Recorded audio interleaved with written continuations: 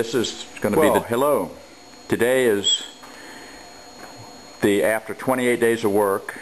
It's we're getting ready to have our inspections tomorrow. Start our inspections.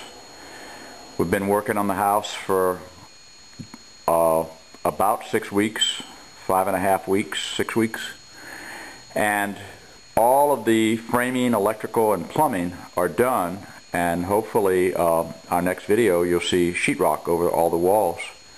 But today I wanted to show you what we've gotten done here in the last 4 or 5 weeks since the 8th day video. First off, here we are in the living room, and you can see the wall that was once here has been taken out, and in its place are 2 narrow columns. And in between these columns is going to be a island with a bar extending out into the living room here. It'll be right along here, about a 4-foot island. But to take the wall out, we had to put beams to take the weight of the roof in place of the individual studs that were all along here. Up in this area, we put in double 2x12 beams, and it turned out that all this weight was being supported only by a 2x4. There, of course, is a rafter running perpendicular to the roof rafters, but the roof rafters were hung off of. But underneath the what's called the ridge rafter, a 2x8, there was nothing but a 2x4. So we beefed it up considerably with double 2x12s. It was quite something to get it lifted up there. It weighed probably about 150 pounds. Danielle and I got it up there, and we added support because there was no support holding up the 2x4. It was just held up with 1x4s. So it's considerably sturdier. It's going to be inspected tomorrow. Now all of the kitchen is in its configuration. This is going to be the dining room. And there'll be a passageway through.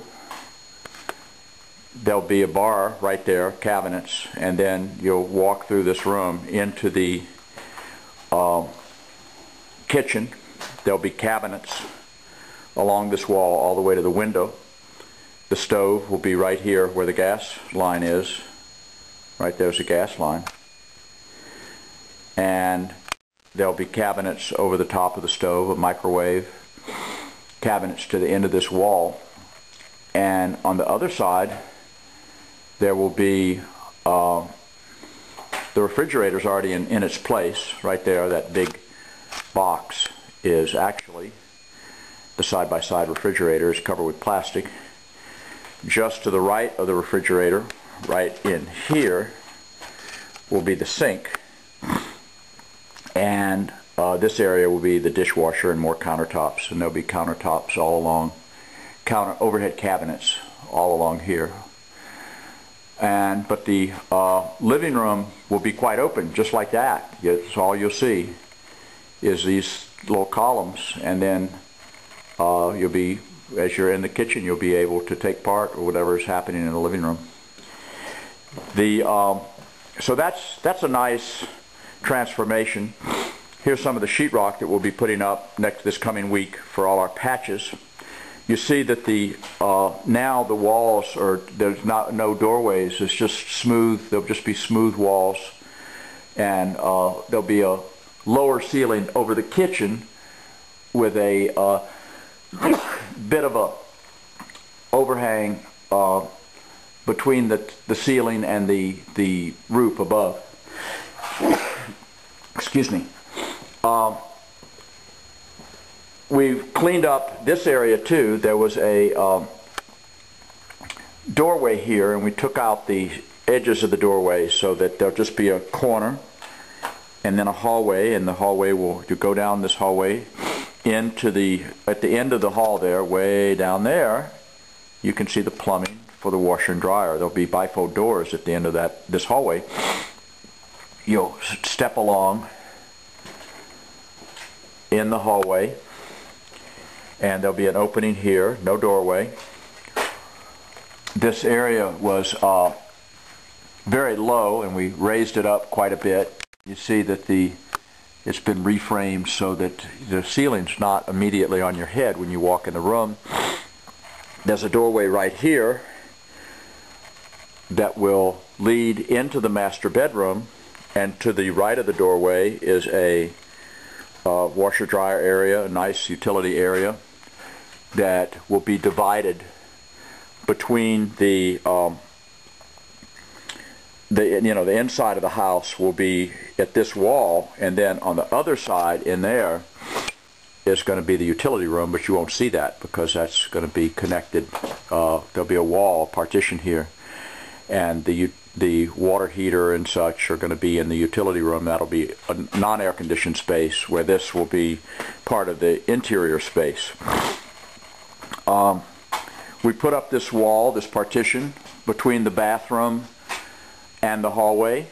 We'll check in on the bathroom in just a moment, but you can see it's a nice wide entryway into the master bedroom, and here you can see the closet part has been partitioned. There's a new master bedroom closet at the end of the master bedroom. There was the existing one, and there's one that echoes it right here to the left with an alcove in between for a chest of drawers.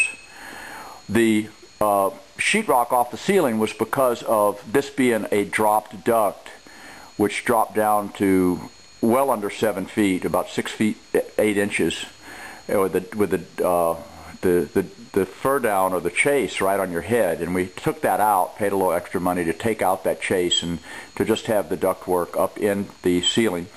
So there are 2 ducts for the air conditioner and the heater in this room, and that will be re-drywalled this coming week.